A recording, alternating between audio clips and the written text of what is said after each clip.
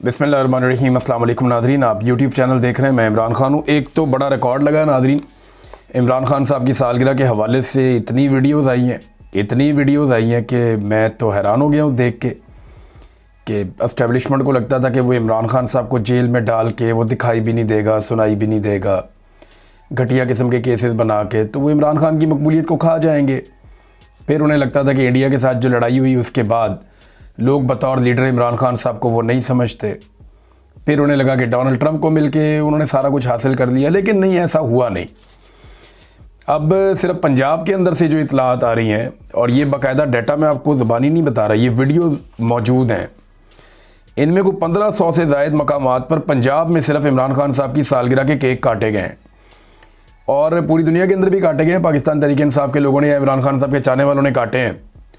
लोगों ने पौधे भी लगाए इमरान खान साहब के लिए, क्योंकि इमरान खान साहब का ये हमेशा से विज़न है कि पौधे लगाए जाएं, ज़्यादा से ज़्यादा हरियाली की जाए पाकिस्तान में।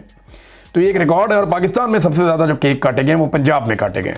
हालांकि खैबर पख्तूनख्वा में हुकूमत है पाकिस्तान तहरीक इंसाफ की, लेकिन उससे ज़्यादा केक पंजाब में काटे गए। इमरान खान को सबसे ज़्यादा वोट भी पंजाब में पड़े। इमरान खान की सबसे तगड़ी और मजबूत हुकूमत भी पंजाब में बनी है। लेकिन पंजाब में क्योंकि एस्टेब्लिशमेंट ने यह फैसला कर लिया था कि नवाज शरीफ की बेटी को टिकटॉकर बनाना है, टिकटॉकर वज़ीर आला बनाना है, तो उन्होंने बना दिया। अब उसका नतीजा हम भुगत रहे हैं कि नफ़रत के अलावा कुछ नहीं है और अवाम शदीद नफ़रत करती चली जा रही है। और यहाँ फ़ोटोगर्दी हो रही है पूरे पंजाब के अंदर। फ़ोटोगर्दी मतलब कि लोग चाहते ही नहीं हैं और लोगों को दहशत ज़दा करने के लिए हर तरफ टिकटॉकर्स की फ़ोटोज़ लगाई जाती हैं। तो फ़ोटोगर्दी पंजाब के अंदर जारी है। इमरान खान साहब के ख़िलाफ़ हुकूमत ने एक नया काम करने का फ़ैसला कर लिया है और एस्टेब्लिशमेंट ने इसके लिए पूरी एक मनसूबाबंदी की है। आइंदा चंद महीनों तक ये इमरान खान साहब की कैद को कंट्रोल कर पाएंगे। इस मनसूबाबंदी के बाद मनसूबे के तहत रोज़ाना की बुनियाद पर इमरान खान साहब के केस अब सुने जाएंगे और फिर फ़ैसला महफूज कर लिया जाएगा अगले चंद दिनों में। फिर महफूज फ़ैसला सुनाकर इमरान खान साहब को ज़्यादा इम्कानात ये हैं कि तोशाखाना 2 में सज़ा दे दी जाएगी और उसके बाद एक आधी समात होगी और अलकादर में इमरान खान साहब को ज़मानत मिल जाएगी। लेकिन इमरान खान साहब फिर फंस जाएंगे तोशाखाना 2 में और इमरान खान साहब के वकला तोशाखाना 2 की ज़मानत के पीछे भागेंगे और एक लंबा अरसा फिर इंतज़ार होगा। तो अगले चंद महीने मैनेज करने का एस्टेब्लिशमेंट ने, हुकूमत ने, पूरे निज़ाम ने बंदोबस्त कर लिया है। इमरान खान साहब की मुलाकातें मैं आपको बता देता हूँ कि वो बंद है। मुलाकातें उनकी जो होती थी वो नहीं हो रही। ये सिर्फ तोशाखाना 2 का जो केस चलता है, क्योंकि मजबूरी है, केस तो चलाना है, उसके जो ड्यू प्रोसेस हैं वो तो मुकम्मल करने हैं। तो तोशाखाना 2 का जो केस चलता है अदालत के अंदर, इमरान खान साहब की मुलाकातें बंद हैं। ये सिर्फ वहाँ पे इमरान खान साहब की बात बाहर आती है, वरना जो फैमिली से मुलाकातें हैं, पार्टी से मुलाकातें हैं, अचकज़ई से मिलना चाहते हैं, बड़ा लंबा अरसा हो गया नहीं मिल पा रहे, अल्लामा राजा नासिर अब्बास साहब से नहीं मिल पा रहे। फिर इमरान खान साहब जो दीगर लोगों से मिलना चाहते हैं, फैमिली से, वकला से, पार्टी के लोगों से, उनसे इमरान खान साहब नहीं मिल पा रहे। और जो मिल पाते हैं वो मिलने जा नहीं रहे। यानी मैं गंडापुर साहब की बात कर रहा हूँ, इमरान खान साहब ने कहा हुआ मुझे मिलने आओ, ये मिलने नहीं जाते। अब इमरान खान साहब की मुलाकातें बंद हैं, बट तोशाखाना ट्रायल इन्होंने मुकम्मल करना है और उसके ज़रिए से ये मुलाकातें हो रही हैं। अगले चंद दिनों के अंदर इमरान खान साहब को अगले चंद महीनों का एक पूरा मनसूबा देना पड़ेगा। देखिए, पाकिस्तान तहरीक इंसाफ को इमरान खान साहब एहतजाज की तरफ लेकर जाएंगे। अब जो इमरान खान साहब का तोशाखाना 2 में अब केस चल रहा है इस वक्त, इसमें इमरान खान साहब को अभी तक जो कश्मीर के अंदर फतह मिली है पाकिस्तानियों को, कश्मीरियों को, उसके बारे में इमरान खान साहब ने अभी तक कोई अपनी राय दी नहीं। अब ये मालूमात उन तक पहुंचाई जाएंगी और इमरान खान साहब उसके बारे में अपनी राय देंगे। और वो पहले ही ये कह चुके हैं कई मरतबा कि हमारे पास एक ही रास्ता बचा है और कोई रास्ता इस वक्त पाकिस्तानी अवाम के पास है नहीं। पार्लियामेंट जाली बना के बिठा दी है, अदलिया को पूरी तरह कंट्रोल कर दिया, अपनी मर्जी के बंदे लाकर बिठा दिए और जो इंसाफ पसंद जजेस हैं उनको दीवार के साथ लगा दिया। लिहाजा इंसाफ मिलने की कौम को कोई तवक्को नहीं है। एक ही रास्ता है कि सड़कों के ऊपर आकर वो इंसाफ मांगे और इस निज़ाम से और एस्टेब्लिशमेंट से ब्लैकमेल होना बंद कर दें।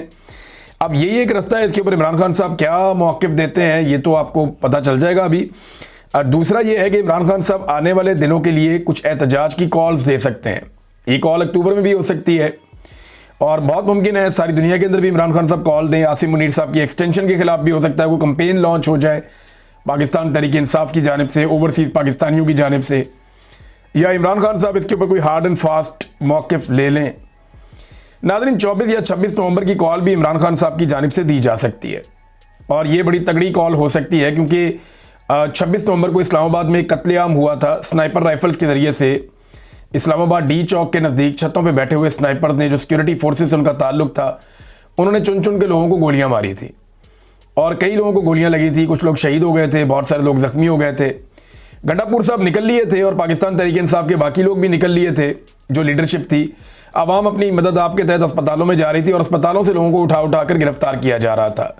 लगभग 4-5 हज़ार बंदा वहाँ से गिरफ्तार भी कर लिया गया था। उसके बाद भी गिरफ्तारियों का सिलसिला जारी रहा था। तो ये एक बड़ा जुल्म और जबर का एक माहौल बनाया गया था। 26 नवंबर 2000, ये 24 से शुरू हो गया था, 24, 25, 26 और 27 तक तकरीबन ये चला था। बड़ा जुल्म किया गया था पाकिस्तानियों के ऊपर। इमरान खान साहब इस दिन के हवाले से भी एक कॉल दे सकते हैं। तो अभी ये देखते हैं कि इमरान खान साहब क्या कॉल देते हैं, किस नौयत की कॉल देते हैं और उसका रद्द-ए-अमल और रिएक्शन क्या आता है। नाज़रीन, डोनाल्ड ट्रंप से जिस किस्म की उम्मीदें और खुशियाँ मिल रही थी पाकिस्तान की मिलिट्री एस्टेब्लिशमेंट को और वज़ीर आज़म को, जो ट्रंप ने पाकिस्तानी फील्ड मार्शल और वज़ीर आज़म की तारीफ़ों का एक तांता बांधा हुआ था और बार बार तारीफ़ करते थे हर जगह पे, उसको एक ब्रेक लग गई है। और गुज़िश्ता चंद जो डोनाल्ड ट्रंप की जानिब से चीज़ें आई हैं, उनमें फ़ील्ड मार्शल और वज़ीर आज़म पाकिस्तान का नाम नहीं है। उन्होंने बाकियों का नाम भी लिया किसी जगह पे, लेकिन इनका जिस तरीके से शद और मद के साथ तस्करा किया जाता था, वो तस्करा अब नहीं हो रहा। इसकी वजह क्या है? देखें, एक तो इसहाक डार का जो असेंबली में दिया हुआ बयान है वो गले पड़ गया है एस्टेब्लिशमेंट के और हुकूमत के। अब डोनाल्ड ट्रंप को ये वहाँ जाके राज़ी करके आए, उसके साथ कोई और बातें करके आए, यहाँ पाकिस्तान आकर इन्होंने कोई और बातें कर दी और अब डोनाल्ड ट्रंप की जो हालिया स्टेटमेंट्स हैं उनके अंदर कुछ थोड़ा सा मुझे फ़र्क नज़र आया। हो सकता है आने वाले वक्त में वापस ठीक हो जाए मामला। लेकिन देखें, अमरीकी दौरे के बाद इनका एतमाद आसमान के साथ लग गया था और उसी जोम में उन्होंने कौमी असम्बली का इजलास बुला लिया था। हुआ क्या था? ये कौमी असम्बली का इजलास अगर ये समझदार होते तो बुलाते ही ना। ये मीडिया खेलते। मीडिया पे इनका पूरा कंट्रोल है। कौमी असम्बली में लाजमी बात है अपोजिशन ने आना था। असद कैसर ने वहाँ तकरीर की, कुछ और लोगों ने बातचीत की, तो मामला कहाँ से कहाँ चला गया। तो इन्होंने जोम के अंदर के इनका एतमाद आसमान के साथ लग गया डोनाल्ड ट्रंप को मिलने के बाद। ये खुद को भी कोई बड़ी बला समझना शुरू हो गए थे। तो इन्होंने कौमी असम्बली का इजलास बुलवा लिया और पार्लियामान के अंदर वो कुछ हो गया जो ये सोच भी नहीं सकते थे। अब इनके पूरे वक्त का आगाज़ कैसे हुआ? देखें, इन्होंने दौरा तो ठीक किया, ये यहाँ से गए सऊदी अरब, वहाँ पे इन्होंने दिफाई मुआहदा किया। उसके बाद ये यूरोप चले गए, यूरोप के बाद ये बरतानिया चले गए, वहाँ से ये अमेरिका चले गए। बरतानिया में भी ओवरसीज़ पाकिस्तानियों को बुला के इन्होंने कोई अपना गेम किया। तो इनका काम तो ठीक चल रहा था। इनका बुरा वक्त शुरू होता है जब अचानक से, यानी पहली बुरी चीज़ क्या हुई, ये 10-12 चीज़ें इनके साथ ऐसी हुई हैं जिसमें ये फंस गए हैं। वो चीज़ें मैं आपके सामने रख देता हूँ। हुकूमत जब खुद भी एनालिसिस करेगी तो इन्हीं चीज़ों की वजह से इनकी बर्बादी आई है गुज़िश्ता 2-2.5 हफ्ते के अंदर। सबसे पहले यह है कि खातून शमा जुनेजो साहिबा ख्वाजा आसिफ साहब के पीछे आके बैठ गई। पहला रोला वहाँ से पड़ा।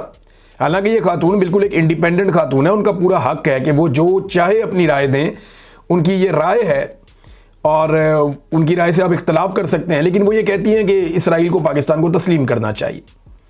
अब ये खातून जब ख्वाजा आसिफ के पीछे बैठी तो वहाँ से पहला काम ख़राब हुआ कि ये मुकदमा कोई और लड़ने गए हैं, खातून पीछे कोई और बैठी हुई हैं। अब तक के लिए इतना ही। अपना ख्याल रखिएगा, अपने इस चैनल का भी। अल्लाह हाफ़िज़।